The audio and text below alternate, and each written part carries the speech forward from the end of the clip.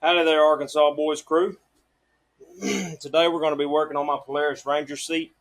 These little, whatever you call them, lineup pins are breaking. This one's broken off. And that one right there, if you can see, is cracked real bad. So it makes the seat very hard to align and to stay in place. It gets very annoying. So we got replacement parts right here.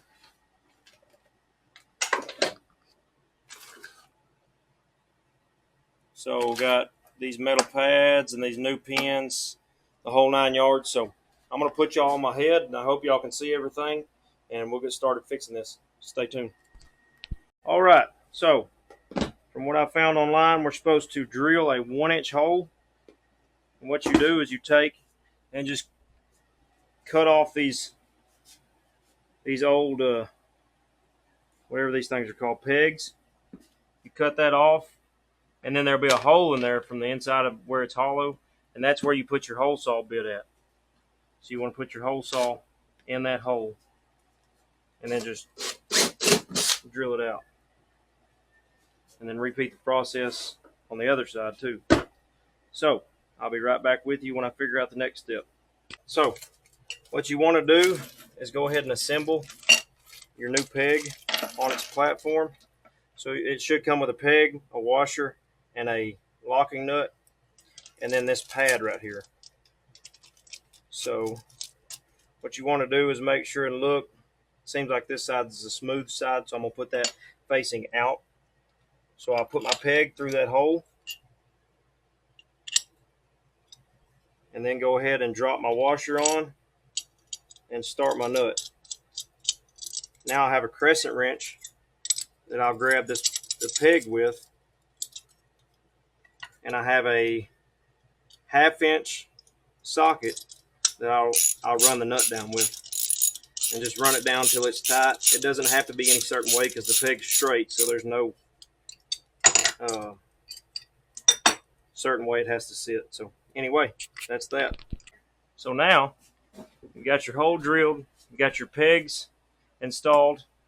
From what I've seen on the instructions, the plate sits like this. Here's the front of the seat, and that indentation right there, the wider part goes towards the middle of the seat. Okay, so get it installed. It should fit pretty snug in the hole. You can see mine's zip tied because it was just bad. It's in bad shape. I don't even know if this is going to work. But get it lined up where you think it needs to go, and then take any kind of a marker, whatever, and just go ahead and mark your center in your holes on 1 or 2 of them, 2 preferably. Okay, so then it comes with rivets to rivet this down to the seat. So what you need to do is, I luckily have one of these little plate cutout things that shows you different bit sizes. So that tells me it is a 3/16 rivet. So I'll find me a 3/16 drill bit.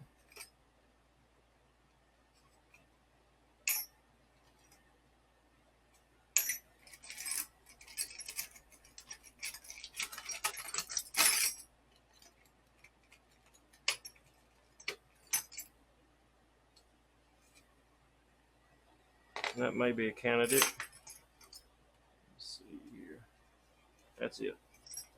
All right. So now, go ahead and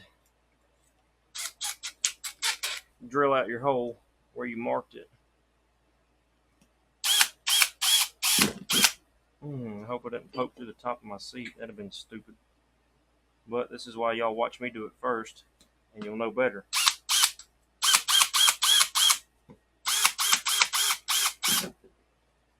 All right, let me get my rivet gun ready, and I'll show y'all what's next.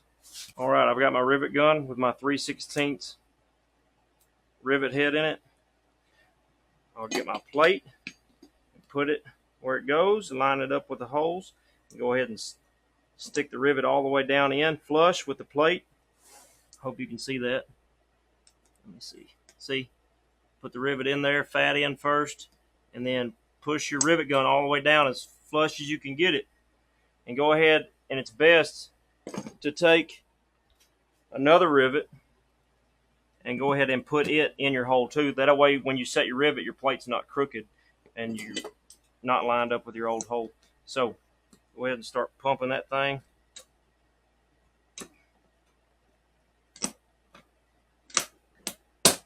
Boom. All right, that one is set.